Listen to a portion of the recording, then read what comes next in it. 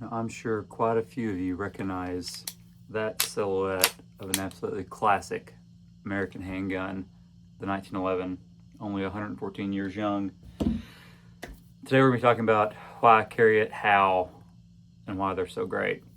Yesterday I made a video about carrying my Glock 19 for just at a year. Check it out, be right up there. When I'm not carrying that, I've spent the last probably 2 years carrying 1911s. I've had various holsters, various belts, various guns. So this is a snapshot in time of why I'm carrying 1911s, what I'm carrying, how I'm carrying them. These are all on 45 ACP. The two that are in the rotation I'm going to be talking about mostly are what you just saw, the Alchemy Custom. Second one, the Reptilian, a Ed Brown Kobra carry. It's a reptile joke. These are super cool. So you may notice, looks a little different, right? This is a Commander 1911 versus a government model. Biggest difference there is going to be the barrel length.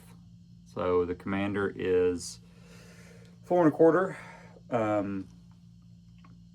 Government's 5-inch. Same size grips and magazines. This is not like the CCO 1911 where it's a different size frame. So share the same frame, just a shorter slide and barrel. How I'm carrying those, and I'm going to kind of jump around a little bit, but I have these two guns set up almost exactly the same. Carrying both of them in Milt summer specials. Kind of cool. This is the government one. It's about 14 months older than the Commander one. You can kind of see the wear on those. This one got a lot of wear this summer, so there's some sweat in there. This one's just getting broken in. So I've got the same holsters. When I spec'd out this Alchemy, I picked this up. Ordered it last October, got it last spring, so I've been carrying it since then. The gold bead front sight, U-notch rear, which kind of is becoming, I guess, what I prefer and seems to be the kind of industry people love, 1911s. I picked up this Kobra. It was a used snag I found, a great deal on it like 2 years ago. The night sights were dead. They were dated from 2014, which is when the gun was made. So this summer I sent it back to Ed Brown. Kind of cool. They actually offer a pretty big catalog of custom services. So I sent it back to him and I said, hey, night sights are dead. Let's pull those off. Let's do gold bead front, U-notch rear. And then in the spirit of matching the Alchemy, I said, hey, let's go ahead and do some ball cuts. Let's cut and crown the barrel.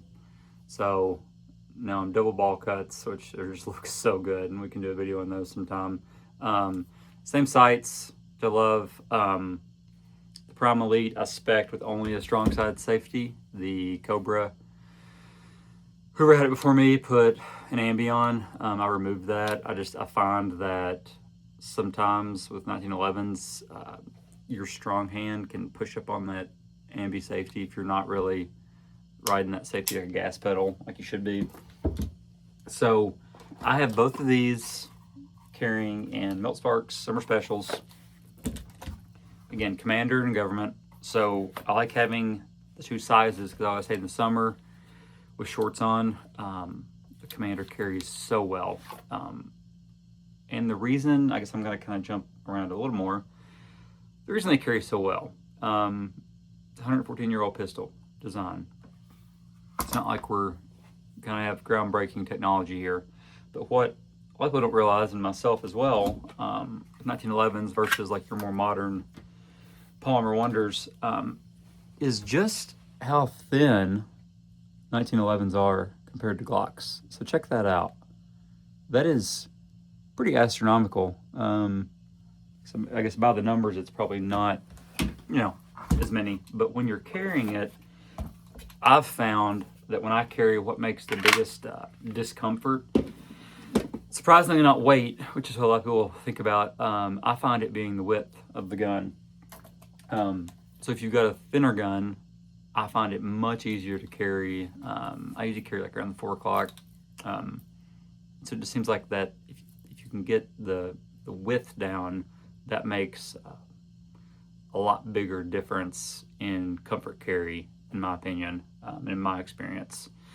Now, with like the Glock, which I also love, I think the trade-off with the width is the weight.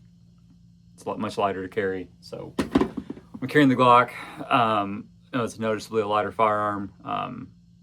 My belt and pants are noticeably a little tighter because it's a little more girth. With the 1911s, you just get a lot thinner profile.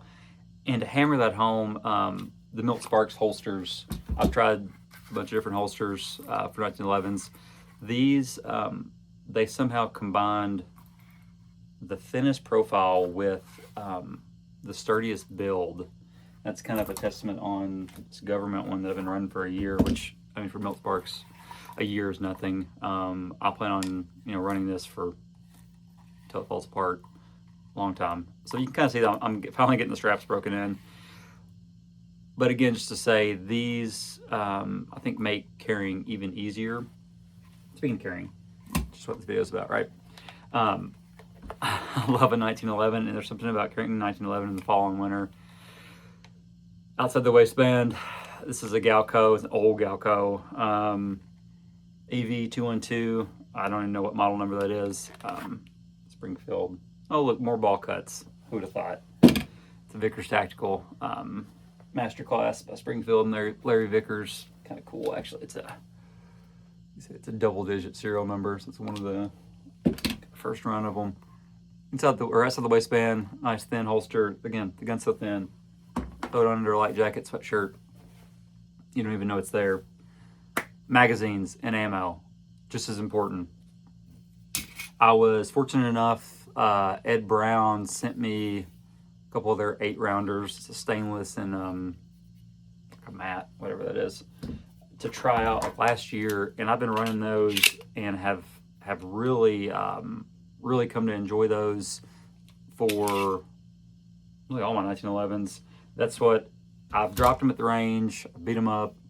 They're 8 rounds. I like how the base plate's got a little bit of a kind of finger groove for you there. With a mag well, I think they look even better. They fit in there, super great. If you have any interest in grabbing some of these, I do have a link in my profile to Ed Brown. Check it out. So with the government, I like the Ed Browns. With my little Kobra, since there's no mag well, I actually like these little Wilson 8-rounder flush fits. I mean, it makes for a real nice package. So those are nice. I also love the magazines that Alchemy ships with their pistols. They're phenomenal. As to the ammo, who would have thought? Federal HST, 230 grain. Good stuff.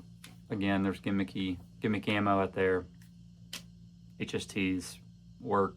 They work really well. The tech shows it. If you are interested in more 1911s, I do have a video that I'll toss up here showing kind of my collection in more detail. Stay tuned for more 1911 shooting.